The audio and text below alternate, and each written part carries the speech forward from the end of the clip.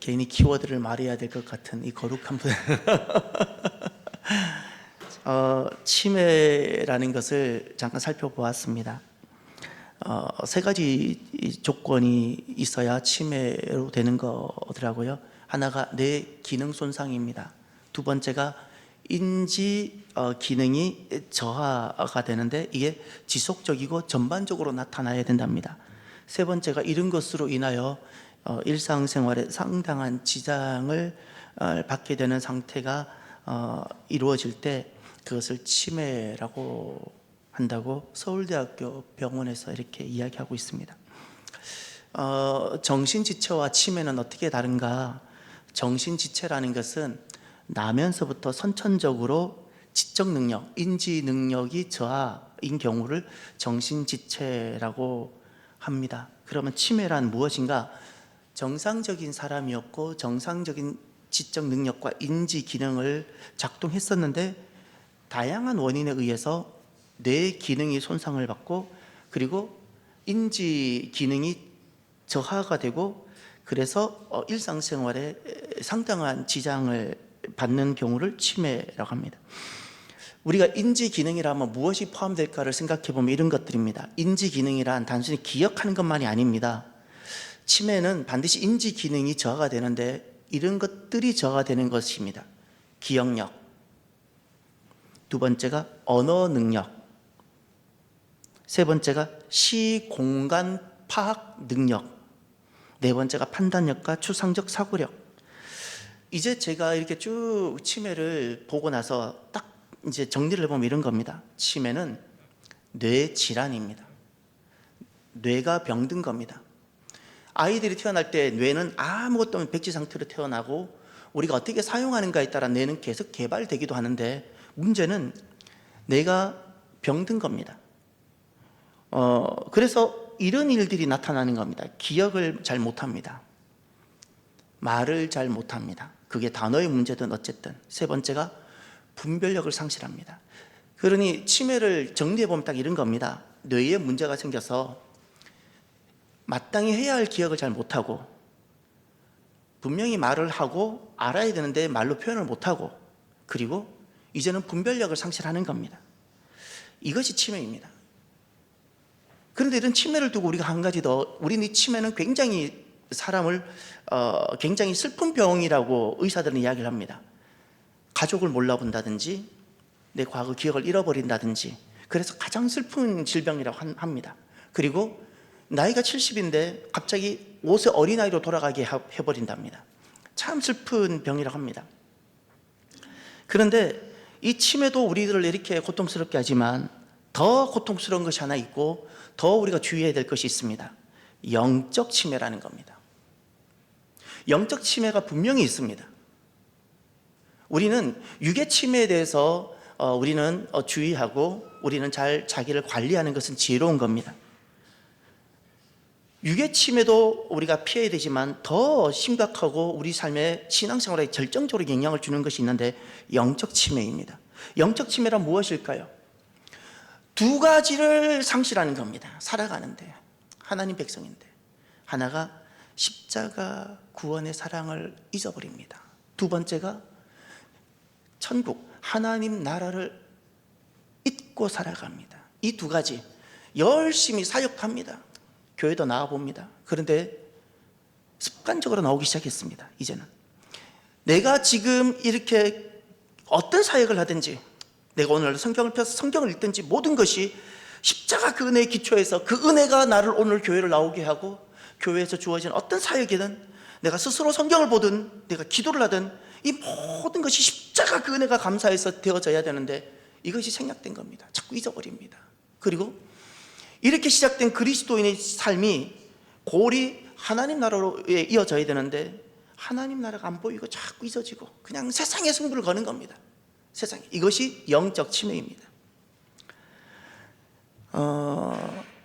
십자가와 하나님 나라 여러분 잊지 마세요. 다른 것은 살아가다가 있더라도 십자가의 그 사랑이 가져다 준 그 은혜, 그 사랑, 내가 앞으로 가야 될 그곳, 그것은 기억 상실되면 안 되고요.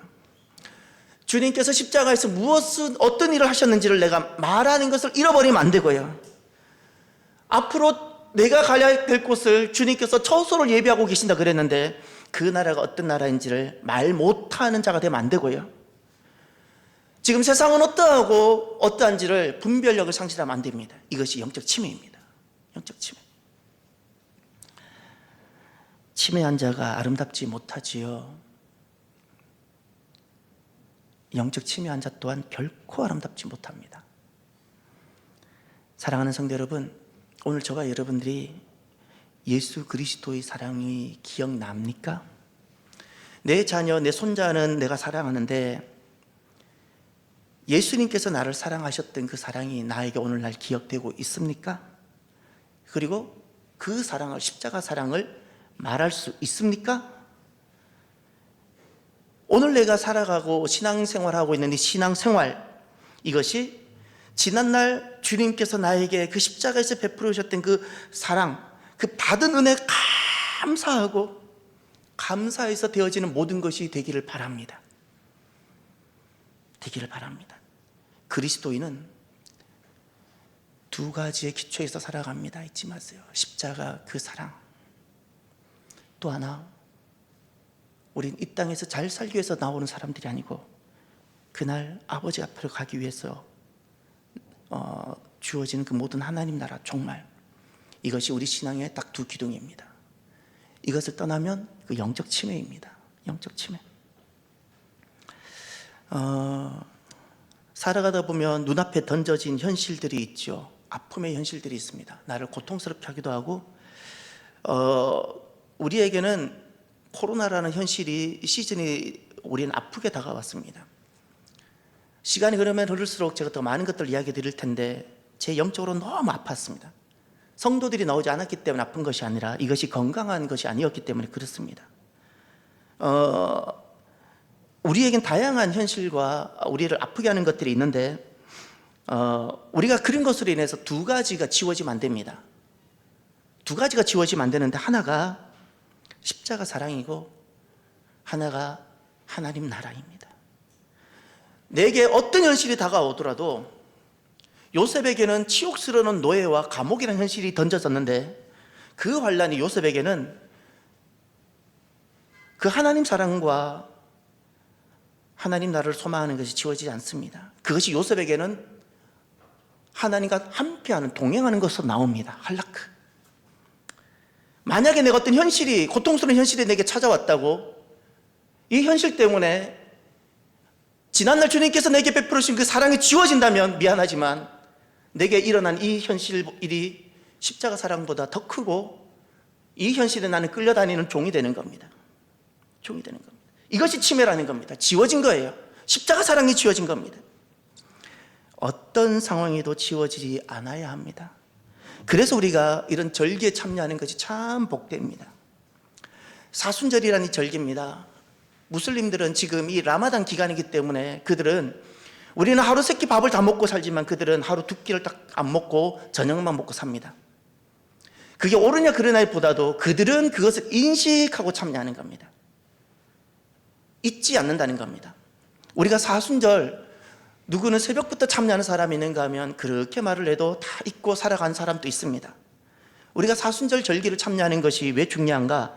내가 십자가 사랑을 잊지 않고 있다는 증거이고, 그리고 잊지 않기 위해서 내가 행하는 실천이기 때문에 그렇습니다.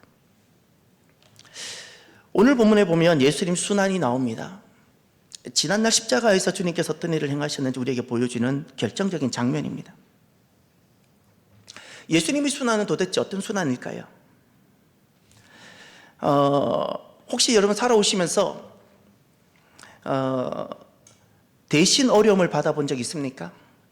내가 잘못 결정했거나 어떤 그 사람과 나와 있다, 그 두 사람과의 관계로 인한 어떤 문제가 아니라 내가 관련된 문제가 아니라 내가 아무런 관련이 없는데 대신 내가 고난을 받은 경우가 있으십니까? 예수님의 순환이라는 것은 전혀 우리가 지금까지 살아오면서 내가 겪는 문제, 질병으로 오는 문제든 가족의 인과관계로 인해 오는 문제이든 무엇이든 어떤 것과도 차원이 다른 고난입니다. 차원이 다른 문제입니다. 차원이 다릅니다. 예수님의 순환은 대속을 위한 순환입니다. 그러면 예수님께서 오늘 본문에 순환을 받으시는데 제가 한번 질문을 드려보겠습니다. 여러분이면 선택을 해보십시오. 고난은 두 종류가 있습니다. 하나가 몸으로 오는 고난이 있습니다. 몸. 질병으로 오든지 또 배고픔으로 오든지 여러 가지 몸으로 오는, 또 하나 마음으로 오는 고난이 있습니다. 마음으로 어떤 부끄러움을 당한다든지 사회적 격리를 당한다든지 뭐 이런 여러 가지 것들. 어느 쪽이 더 견디기 힘들까요? 어느 쪽이 더 큰 고통일 것 같습니까? 그리고 여러분이라면 어느 것을 택하고 싶으십니까? 몸으로 인한 고난, 마음으로 인한 고난. 만약에 여러분들께서라면 나는 어느 쪽을 택하고 선택하실 것만 같습니까? 이제 예수님께서 겪으셨던 나로 인해서, 예수님은 아무런 관계가 없는데 나로 인해서 차원이 다른, 전혀 차원이 다른 고난을 겪으시는데 어떤 고난이고 예수님은 무엇을 선택하시는가를 한번 보시길 바랍니다. 이제 제가 오늘 본문에 등장하는 6가지, 오늘 본문 앞에도 하나 나옵니다. 총 합쳐서 6가지를 알려드리겠습니다. 먼저 오늘 본문 바로 앞에 26절, 지난 수요일 날 보았던 본문, 여기 예수님 첫 번째 순환이 나옵니다. 마태복음의 기초에서 무엇이죠? 채찍질. 보입니까? 첫 번째 채찍질. 이거는 몸으로는 고난입니까? 마음으로는 고난입니까? 몸입니다. 몸. 두 번째 28절, 옷을 벗기다라는 표현이 있죠. 우리는 흔히 이렇게 생각합니다. 옷을 벗으면 안에 속옷이 있으시겠지라고 생각합니다. 전혀 그렇지 않습니다. 누가 죄수의 인격, 요즘은 그래도 죄인의 죄수의 인격을 보호하기 위해서 얼굴을 가린다든지 마스크를 쓰게 합니다. 그 당시에는 죄수도, 노예도, 여인도 존중을 받지 못하는 사회였는데 무슨 죄수로 이미 결정된 사람의 인격이 있겠습니까? 보호받지 못합니다.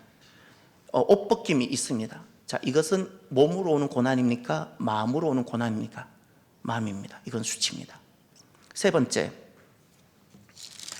29절을, 가시관을 머리에 쓰게 되십니다. 가시, 면류관입니다. 이것은 세 번째, 몸으로 오는 고통입니까? 마음으로 오는 고통입니까? 몸입니다. 네 번째, 29절 중반절에 보면 갈대가 있죠. 네, 갈대를 예수님 오른손에 들리게 하고 무릎을 꿇고 그랬습니다. 이게 무엇이죠? 왕이 드는 홀, 왕을 상징하는데 거기에 갈대 지푸라기를 손에 쥐게 했습니다. 이것은 몸으로는 고통입니까? 마음으로는 고통입니까? 이건 마음입니다. 마음. 희롱을 하는 겁니다. 희롱. 마음입니다. 마음. 그다음 다섯 번째 30절. 예수님은 침뱉음을 당하십니다. 어렸을 때 가끔 누군가가 속상하면 옆에 있는 친구가 보면 또 다른 친구에게 막 침뱉는 경우들이 가끔 있는데, 침뱉는 것은 모욕이지 않습니까? 예수님은 침뱉음을 당합니다. 이것은 몸입니까? 마음입니까? 마음으로 인한 고통입니다. 마지막 35절을 가십시오. 그들이 예수를 십자가에 못 박은 후, 십자가에 못 박히시죠. 십자가, 여기는 손과 발, 못이, 큰 대못이 박힙니다. 손과 발. 그리고 여기 우리 마태복음에 현재 등장하지 않는데, 예수님이 그 창자국에 이렇게 찔리십니다. 창문에 밑에서부터 이렇게 길게. 아무튼 여러 가지 이렇게 예수님은 고난을 당하십니다. 그럼 마지막 아까 6번째, 십자가에 못 박히신다고 그랬습니다. 먼저 큰 나무 기둥 바닥에, 십자가를 밑에 바닥에 놓고 사람을 누인 다음에 손목과 발목에 대못을 치고, 그리고 줄을 당겨서 그걸 올리고, 그리고 쿵 해서 십자가를 세우게 되는 겁니다. 이 마지막 6번째는 몸으로는 고통입니까? 마음으로는 고통입니까? 둘 다입니다. 둘 다입니다. 예수님은 실은 구체적으로 몸으로 받는 고통도 있었고 마음으로 겪는 고통도 있었는데 마지막 6번째 십자가는 둘 다입니다. 이건 인격 살인, 몸의 살인입니다. 차라리 금방 표현이 좀 거칠어서 죄송하지만 작두 같은데 이렇게 쭉 바로 이렇게 칼날로 쳐서 사람이 죽는 것은 아주 고마운 겁니다. 그냥 순간적으로 죽게 되니까. 그런데 무엇이 고통스러운가? 옷 하나 걸치지 못한 채 일주일 정도 이렇게 모든 지나가는 사람들이 다 보는 가운데 천천히 죽어갈 때, 이것이 가장 비참한 겁니다. 십자가형이라는 게 그런 겁니다.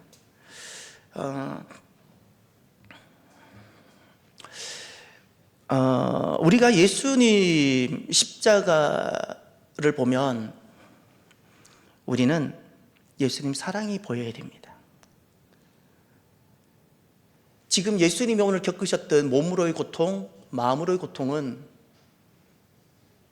내가 원래 받았어야 되는 자리고 내 죄 때문에 내가 마땅히, 근데 예수님은 대신 담당해 주신 겁니다. 우리가 잊지 말아야 됩니다. 아까 제가 치매라 그랬죠. 제가 목사로서 살아가다가 힘들 때도 있겠지만 어떤 어려움이 와도 예수님 십자가 사랑이 안 잊어져야 합니다.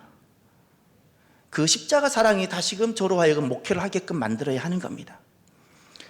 제가 목회를 할 수 있는 능력이 저를 목회하는 것이 아니라 이건 자기 의입니다.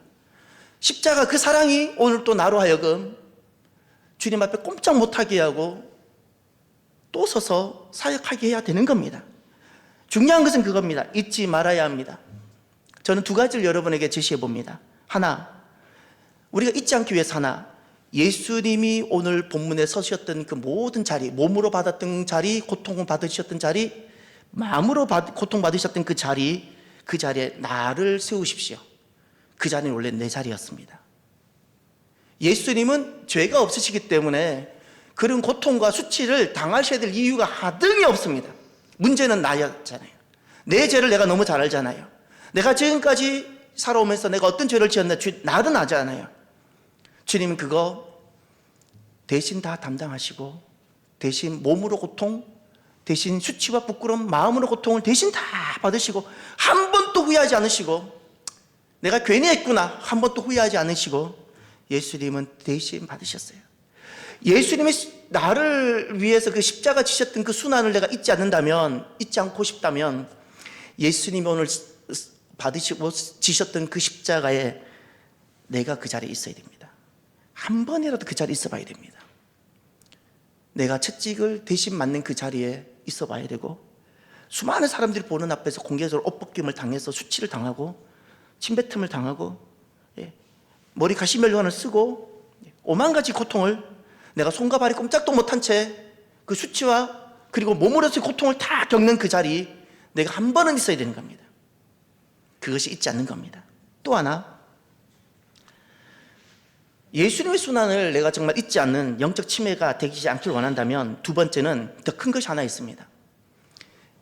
예수님의 자리에 서는 것보다 더 중요한 건데 예수님 십자가 곁에 서 보십시오. 예수님이 원하는 자리는 진짜 그 자리입니다. 예수님께서는 우리를 사랑하셔서 예수님은 자원하여 십자가를 지시는 그 자리에 자원하여 서십니다. 주님께서는 우리 죄를 너무 잘 아시기 때문에 결국 우리가 그 길로 가야 된다는 걸 아시고 너무 아프하셔서 대신 그 자리를 가신 겁니다. 주님은 우리가 진짜 그 자리에 있는 것을 기뻐하지 않습니다. 다만 주님이 바라시는 것이 있습니다. 이 모든 것이 어떤 퍼포먼스나 어떤 없어도 되는 어떤 것이 아니라 너를 향한 나의 사랑이라는 것을 주님은 알기를 원하세요. 그래서 주님이 원하시는 진짜 자리는 그 수치와 그 몸으로의 고통, 그 피가 흘리는 그 자리에서 주님은 그 옆에 서서 주님의 사랑을 알고 보기를 원하시고 그 사랑을 받기를 원하시는 겁니다.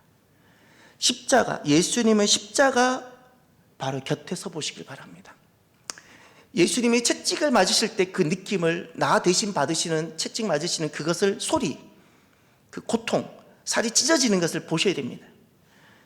많은 사람들 앞에서 예수님이 나 대신 옷을 다 이렇게 벗김을 당하는 것을 옆에서 보시면서 내가 너무너무 가슴 찢어지는 아픔이 있어야 되는 겁니다. 나 대신 그 수치를 당하시고 침뱉음을 당하시고 십자가에 달리시는 그 자리 내 곁에 다 있어야 합니다.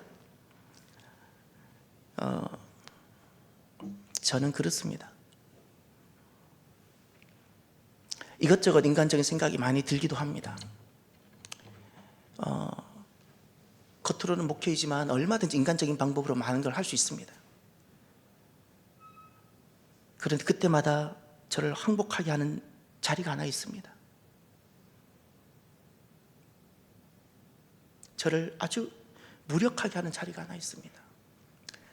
인간적인 어떤 야망들을 다 내려놓게 하는 자리가 하나 있습니다.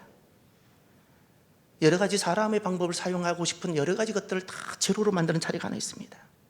십자가입니다. 예수님께서 십자가에서 나를 위해서, 나 같은 것을 위해서 이렇게 안 하셔도 되는데 나 같은 것을 위해서 무엇을 하셨는가를 생각하면 저는 그냥 항복이 됩니다. 제 많은 야망들 다 내려놓게 됩니다.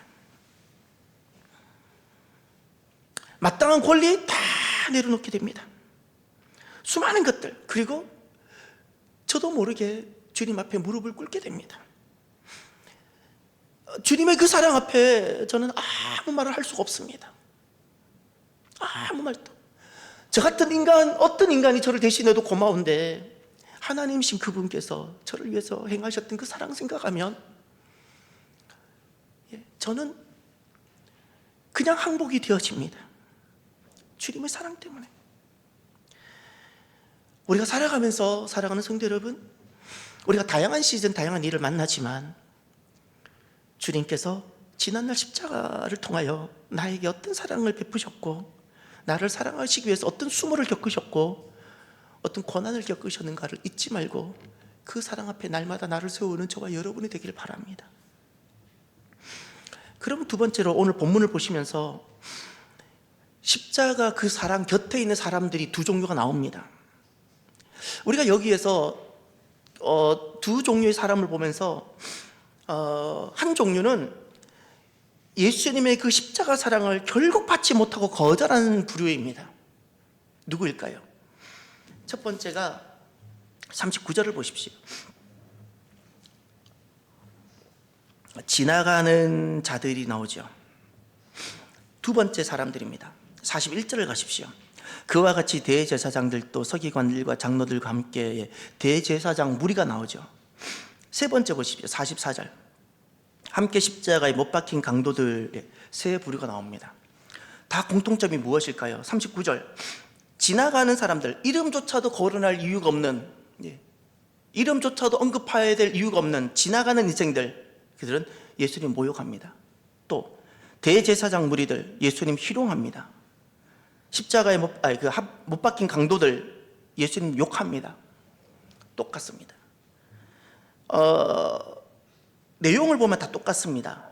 이들이 지금 뭘 말하냐면 당신이 하나님 아들이거든 남을 구원하지 말고 너나 구원해라 이겁니다. 십자가가 너무 무력하거든요. 너가 그렇게 남을 죽은 자 살리지 말고 너 지금 십자가 내려와. 너 그리 힘이 있으면 이 십자가 한번 해결해봐 이런 겁니다. 예수님은 우리를 사랑하시기 위해서 스스로 자원하여 무력함으로 들어가셨습니다. 근데 사람들은 그것을 이야기하는 겁니다.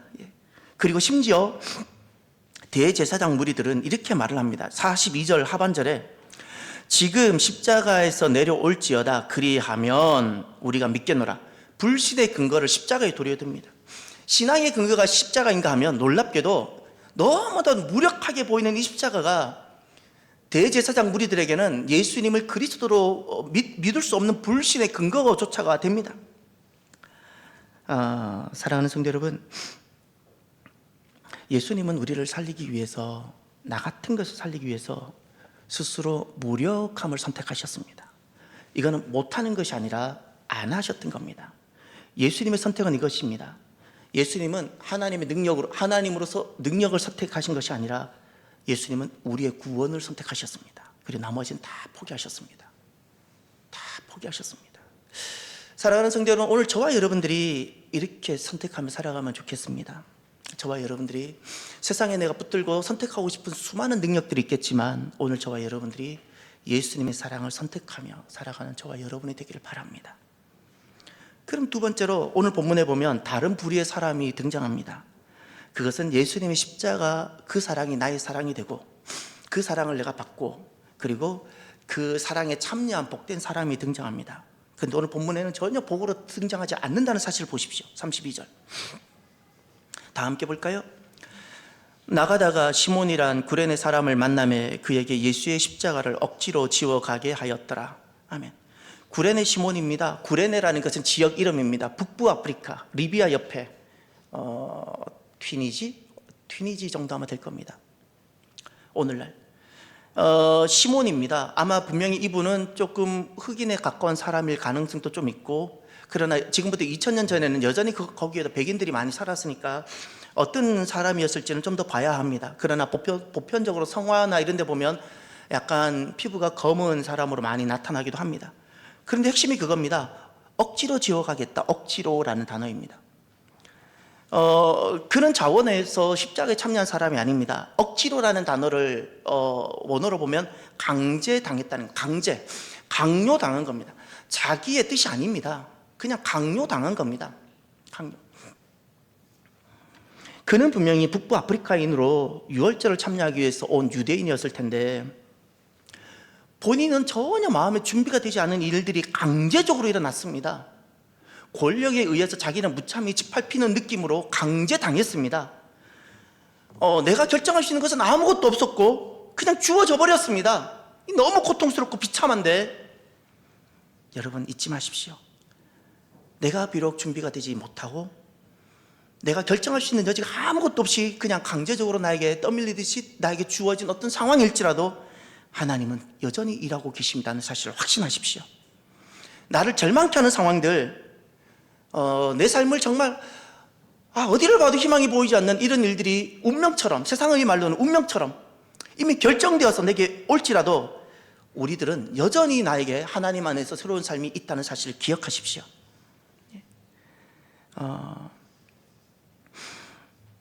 우리가 성경을 하나 보겠는데 마가복음 15장을 찾아보십시오. 마가복음 15장. 지금은 우리가 마태복음이 있지만 마가복음에 가면 오늘 등장하는 구레네 사람 시몬이 누군지를 조금 더 언급하고 있습니다. 마가복음 15장을 가시면 21절.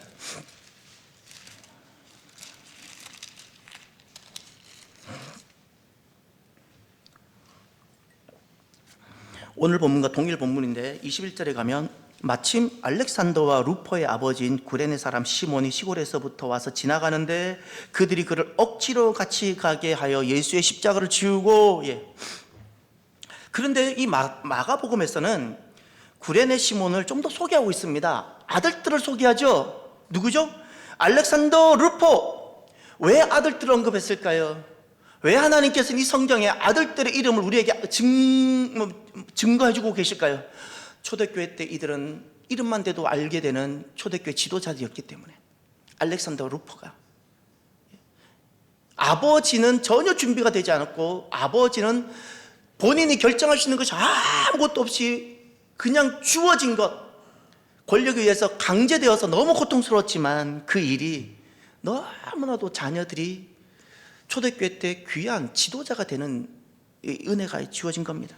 그 예를 이제 증거를 보겠습니다. 로마서 16장을 가보십시오. 로마서 16장. 사도행전 다음에 로마서 16장 13절 한번 가주십시오.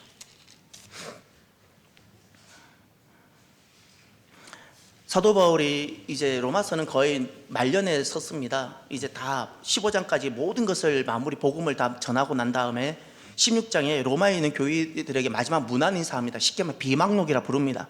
그 중에 16장 13절에 가면 우리가 주목해야 될 사람들이 등장합니다.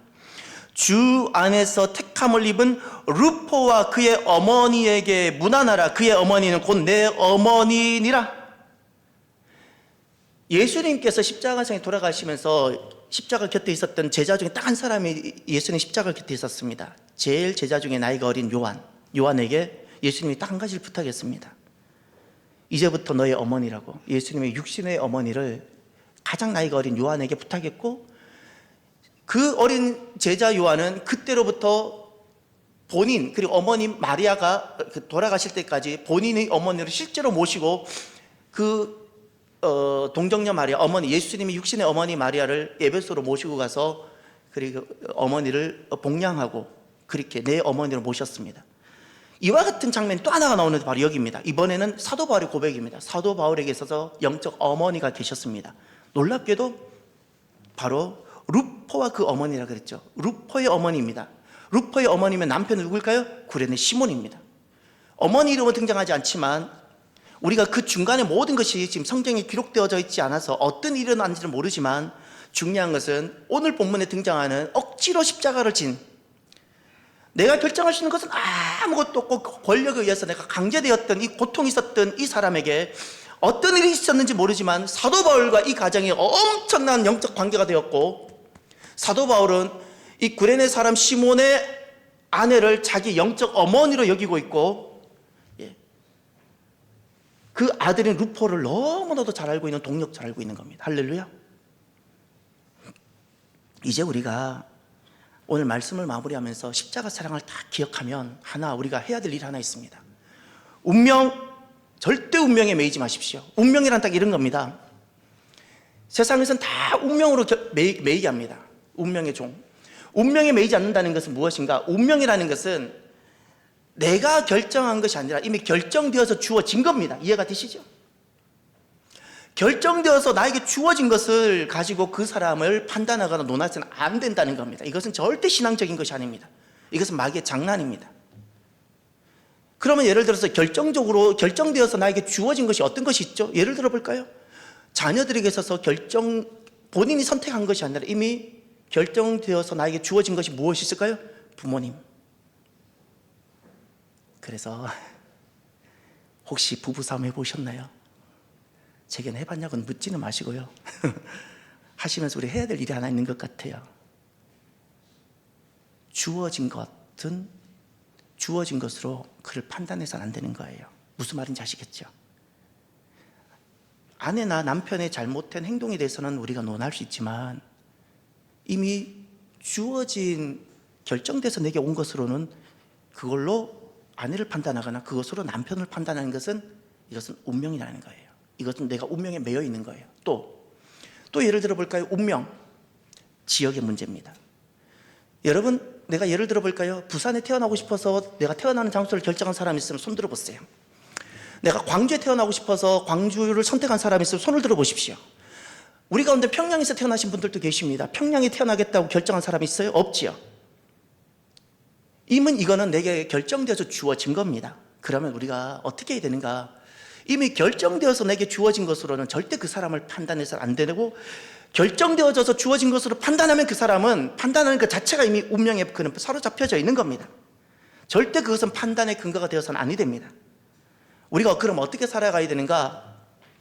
눈을 떴는데 나의 부모님은 이와 같은, 다른 부모님과 좀 달라요. 눈을 떴는데 나는 이런 곳에 만약에 살고 있다고 쳐요. 여러분, 믿음의 사람들의 모습을 가만히 한번 추적해 주십시오. 그분들은 놀랍게 세상 말로 말하면 운명처럼 주어진 건데 이것을 마치 내가 선택한 것처럼 즐겁게 이 상황을 받아들입니다. 이것을 성경의 사람들은 어떻게 말을 하는가 하면 하나님과 동행했다 이렇게 말합니다. 한락합니다. 요셉은 한 번도 자기가 노예 생활을 자기가 선택한 적이 없는데 운명처럼 주어졌습니다. 버림받고 본인이 선택하고 결정할 수 있는 거 아무것도 없습니다.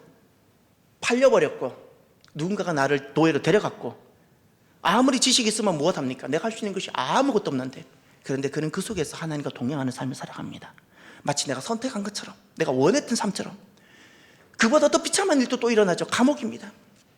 얼마나 절망스럽고 낭망스럽겠습니까? 근데 그는 그 속에서 마치 내가 원했던 삶인 것처럼 하나님과 동행하는 삶을 살아갑니다. 중요한 것은 그렇게 하나님과 한락하면서 살아갔더니 강제됩니다.